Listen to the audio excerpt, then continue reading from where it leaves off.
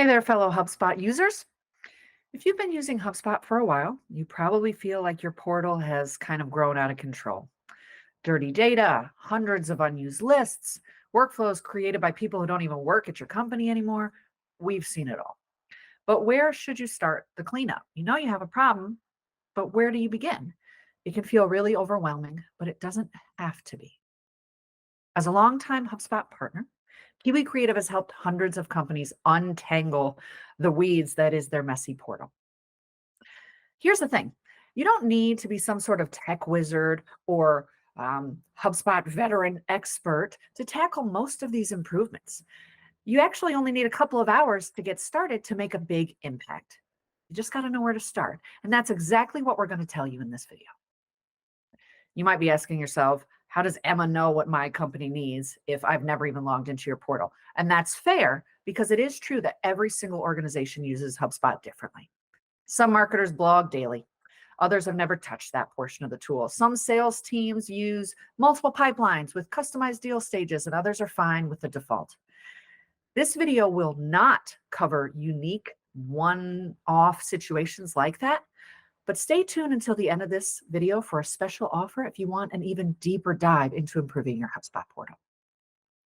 For now, what we are going to cover is the top 10 most common issues we've seen in almost every established HubSpot portal, regardless of company size, industry, location. It's kind of a usual across the board. And that means it doesn't matter if you work for a two-person startup or a multi-million-dollar enterprise, you might be making some of these common mistakes. By the end of the video, you'll have a step-by-step guide for how to make those improvements yourself. Number one, clean up your users. When people get a new role internally or change departments or even leave your company altogether, they could still be hanging around in the back end of your portal. These folks could still have access to your database, therefore your data. This is a huge security no-no. Keep an eye on these users and be sure to audit folks at a regular cadence. You can deactivate or remove old users. Now, if you deactivate a user, their profile remains in the account and it can be reactivated later. So this is great for freelancers or partners that could come back in the picture. Additionally, deactivating users is great because their name will stay on the assets as well as remain the owner for various records. So it's best practice to just deactivate a user first, reassign their assets and records, and then if you really have to, you can remove them. If you remove a user, their profile does not exist any longer. So they will be unassigned from deals, contact and company records, conversations, templates. So a lot of times it'll say user deleted or removed. So we'd rather reassign that stuff before we delete a person. Another great way to keep your users up to snuff is customizing the permissions. So if you are a starter or pro user, you would have to do this manually. Under each person, you would edit their permissions and specify what they should be. If you're an enterprise user, you have permission sets, so you can apply the same set of permissions across the board in a more bulk fashion. But super admin should not be for everybody. A good analogy is think house keys, not party invites, right? So who should have access to everything in your portal? The other thing to keep in mind when reviewing your users is reviewing those seats. Okay, so we know that there are core seats, sales seats, service seats, view only. Take a peek at these and make sure you're applying those payments to the correct person. Tip number 2, define your database hygiene strategy. A clean and accurate database is the lifeblood of all your marketing efforts. Keeping it tidy, however, is a chore, and that usually falls to the bottom of the list, way below those actual client projects you're working on. However, if you ignore it for too long, you're going to pay dearly. Your CRM will be full of duplicates, unsubscribed bounces, and unengaged contacts. Dirty data results in poor marketing and potentially lost revenue. So how do you keep it clean? First things first, we're going to want to watch those marketing contact limits. A marketing contact is someone that you are paying to either send marketing emails, so one-to-many blasts, or ads. And if you exceed that limit that you've already paid for, you're going to get slapped with a bill. So the tiers, if you recall, are as following. Marketing Hub Starter comes with an automatic 1,000 contacts. Marketing Hub Pro comes with 2,000, and Marketing Hub Enterprise comes with 10,000. You can indeed purchase additional tiers for a set amount. However, you're going to purchase them whether you like it or not if you go above the number of marketing contacts. If you pay for 2,000 and you email 2001, congratulations, you're paying for more than that now. So definitely keep an eye on how many marketing contacts you are paying for versus how many you're using. Another tip for cleaning up your data, check that manage duplicates portion. Okay, so you can identify what duplicates are in your database. Of course, your human brain sometimes has to look at this. Sometimes it's not enough to say first name and first name, last name and last name are the same.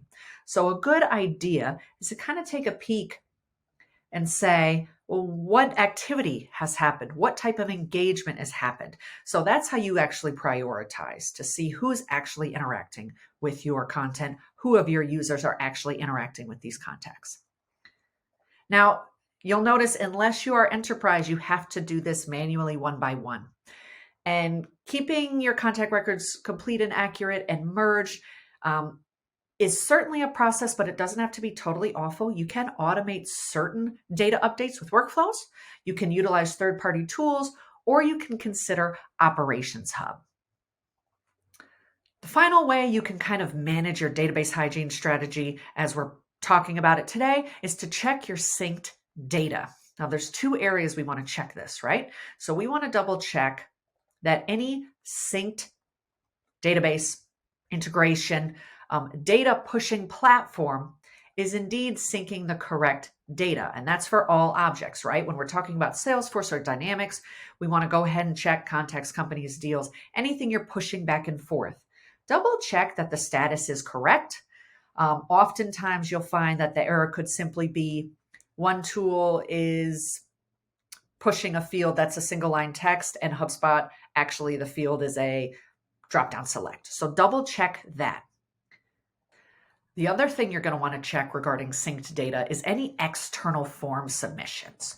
So right off the bat, you could certainly collect external forms. Totally. Maybe it's not appropriate for you. Maybe your external forms are actually service related and you're using a different tool other than Service Hub, right? So double check whether your external forms should be pushing data into HubSpot. And we're going to back up a tiny bit. You can actually specify, are those external forms automatically turning folks into marketing contacts? Should they be? Step number 3, take a look at your email subscription types. No matter the number of subscription types you have, double check the name, the description, and see how it looks to the end user. So we want to update the subscription names and the description, of course, specifically for clarity. We don't want to segment so granularly that you have 25 types, but we also want to get so vague that you err on the side of losing subscribers because they don't understand the type of content you're going to send them. So best practices when considering what to either create a new subscription type for or edit your existing ones for is consider indicating how often your recipient can expect that kind of email, right? So we're indicating cadence. Is it a monthly newsletter? Is it a quarterly insight? You'll notice here marketing information a little vague. It's not telling the person how often they're going to get this, right? The other thing you want to do is highlight the type of content they're going to get. Blog posts, newsletter, event update, product update, critical customer alerts. What can they expect to receive? And you're definitely going to want to make sure to right size and oftentimes simplify. More doesn't always equal better here.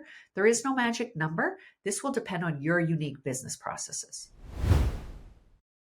Step 4, review your existing lifecycle stages. Perhaps the out-of-the-box defaults from HubSpot are perfect for you. Lead, MQL, SQL, opportunity, customer, evangelist, other. Hurrah. But what if you need another stage based on your sales and engagement process?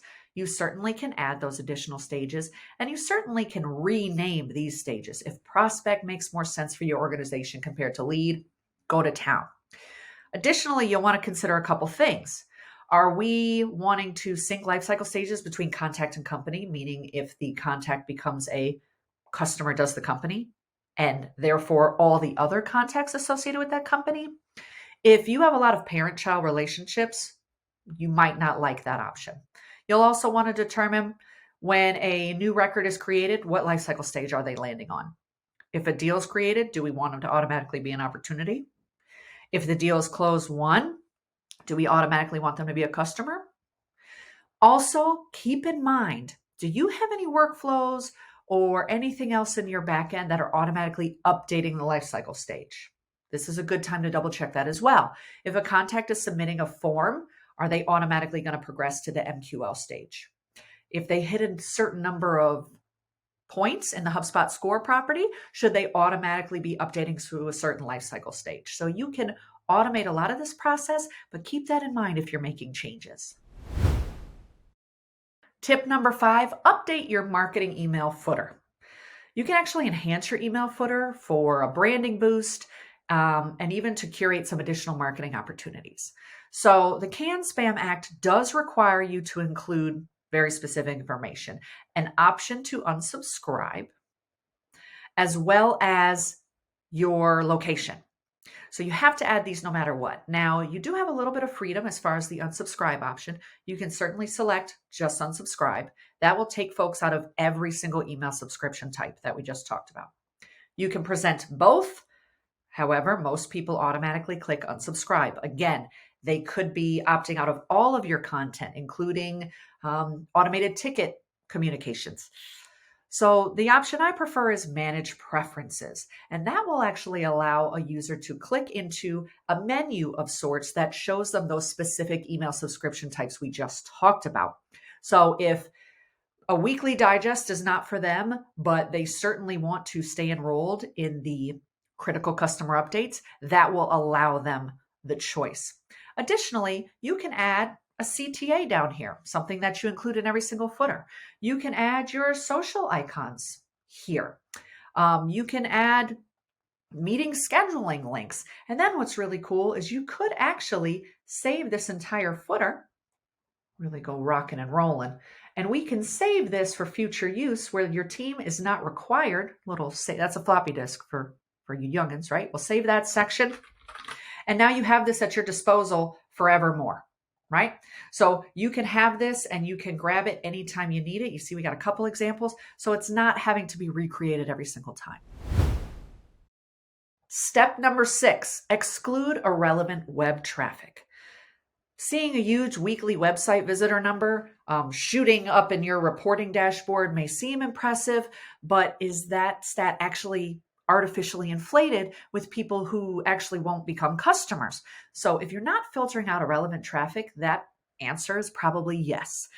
You can exclude activity from IP addresses or referring domains pretty easily. So that could include your corporate headquarters, remote employees who are frequently on the website testing things. It could be folks that repeatedly submit spam forms or known internet bots.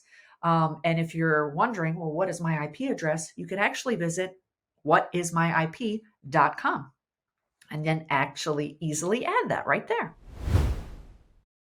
Step number 7, create a preset, specifically an email signature for your one-to-one sales emails.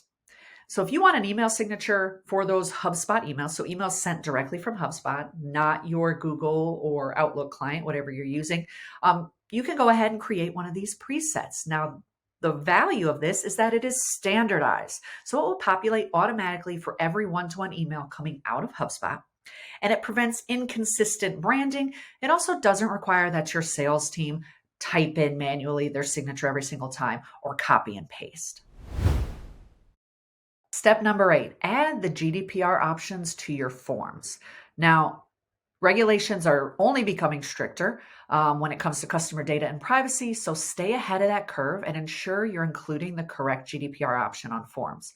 You'll have to enable the GDPR toolset in your settings. Once you do that, you can then customize it to best fit your needs. We can add very easily a consent checkbox. You'll notice a big block of text just popped up. You can certainly edit this. This is the default language that's included when you enable the GDPR tools. You can update it or remove it. And you can just stick with a checkbox. Now you'll notice you can certainly change this language. But remember, we talked about those email subscription types earlier? We can very specifically denote what a person is explicitly opting into. If this is a request a demo form and I have an email subscription type that says product updates, I can explicitly ask them to opt in. I can make this required even. If this is a generic contact us form or sign up for blog or I want to be notified, some forms it might not be appropriate to make it required. You can say, hey, do you also want to get marketing information, and present that as another option. This will actually improve your user's experience. We know that, but it will also improve your audience segmentation. If someone explicitly wants some data, they're going to opt in. If they skip the optional step, they don't want to hear about it. We are now better informed for our marketing emails. Step number 9, review and update your lead scoring. It's important for your organization to understand what are the gold star behaviors that automatically let you know a prospect is the right fit and potentially sales ready. Conversely, are there immediate red flags that let you know this is not a person we want to prospect to? They may never convert to customer.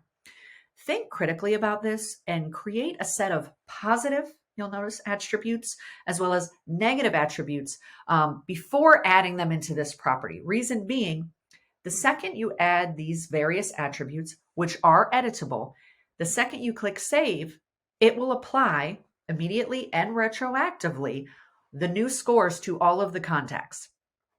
So maybe do this on paper before we start pushing buttons, right? Additionally, you'll want to check in on the workflows and other areas that depend on this score property to ensure that you're not knocking over dominoes inadvertently and causing additional trouble down the line should you update your score. So you should be reviewing your lead score at regular intervals.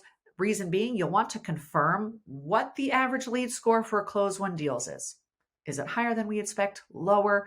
You'll also want to understand, should the score be updated to more quickly progress contacts up the life cycle stages, or are we pushing them too far too fast and that needs to be updated? Additionally, does the scoring reveal the need for another life cycle stage?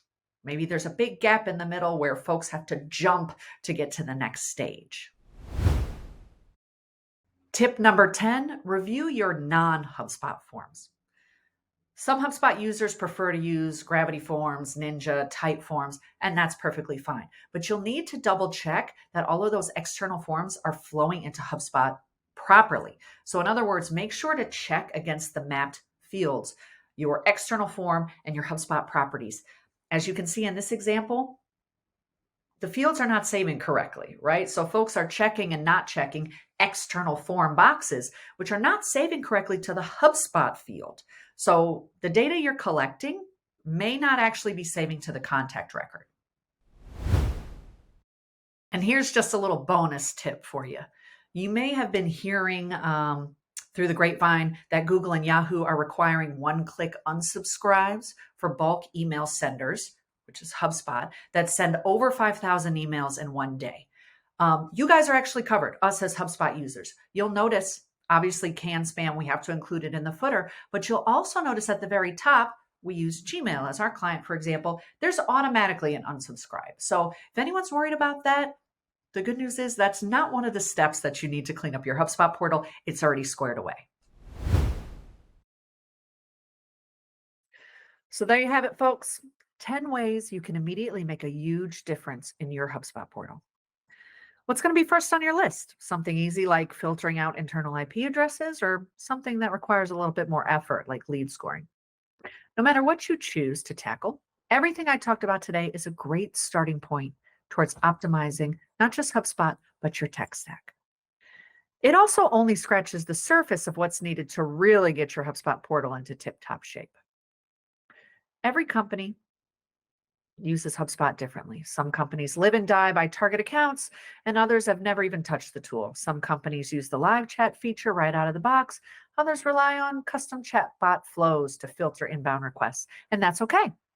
As long as the basics are in place, there's no right or wrong way to use HubSpot. Whatever works for your specific organization is how you need to use it. Don't bend the process to fit the tool, bend the tool to fit your processes. The bad news, that also means there's no possible way I could have covered all of our HubSpot tips and tricks in just one single video. You'd be stuck here for weeks. That's why I want to talk to you about our HubSpot action plan. What's that, you ask? Well, let's start with what it's not. It's not a generic checklist, nor is it created by AI. It's an in-depth audit of your specific HubSpot portal, conducted by yours truly, that looks at how well you're using each individual tool available at your subscription level. And that's right. I go comb through every single feature, every setting, click every button, and I record how you're using it today compared to how you'd like to use it in the future. And that's why we call it an action plan, because I'll tell you exactly what needs to be fixed in order to optimize HubSpot to fit your unique needs. And as you might guess, these action plans are pretty in depth. On average, they're actually over 60 pages. And that's a lot to digest. So you'll be happy to know that we also summarize our findings into two easy to read sections. The first section is all of the immediate fixes, your top priority items that you need to get fixed ASAP. Typically, these are things that might wreak havoc on your account, like broken integrations, bad data, and others. We'll also prioritize things that are high up on your personal wish list. For example, if you're struggling to measure the effectiveness of marketing campaigns, we'll make recommendations on how to use reports and campaigns. The second section focuses on future fixes. These are things that aren't on fire, but should still be on your radar once you've tackled those top priorities. This is often where we'll suggest new and creative ways to use some of the features you're already paying for. You might be surprised to find what's possible within your current subscription level. At this point, you may be thinking, yeah, sounds great, but I'd rather talk through the suggestions than just left to be reading this entire report by myself. And I agree. And that's why each HubSpot action plan comes with a free 90-minute consultation call with me. I'm the one completing the report and the call. During our virtual meeting, I'll review the highlights of your specific report. But I also want to point out this isn't just an hour and a half of me reading to you word for word. That would be terrible. You can do it yourself. It's actually an interactive session where we talk about your priorities and we'll make edits to your action plan in real time. By the end of the call, you actually leave with that action plan. And then you can put it into action or share it or write on it or cut out pieces and delegate to your team. It's yours to keep. Imagine what that could mean. A database that's clean, automation tools that actually automate manual tedious processes, a pipeline filled with qualified leads, using more features without paying extra. Now, you perhaps have worked with agencies in the past, and maybe you're expecting a customized report like this to take months and cost tens of thousands of dollars. But that's not the case. We've specifically developed our HubSpot action plan to be both quick and affordable. Our goal is to help as many companies as possible get more value out of their HubSpot portal. That's why we're excited to announce that we're offering our highly rated HubSpot action plan for a flat rate of just $2,500 and a turnaround time of 1 week. And you heard that right. 1 week for an investment of $2,500, you can get a customized roadmap to HubSpot success from a longtime multi-accredited HubSpot agency partner. The only catch is that we only do one action plan a week. So the longer you wait to lock in your spot, the more likely it is that you'll end up on a waiting list. If you're ready to join the dozens of other companies who's been given our HubSpot action plan a 5-star review, it's easy to get started. Just use the calendar link right here below the video to book a time to chat with one of our HubSpot experts who can reserve your spot before they fill up.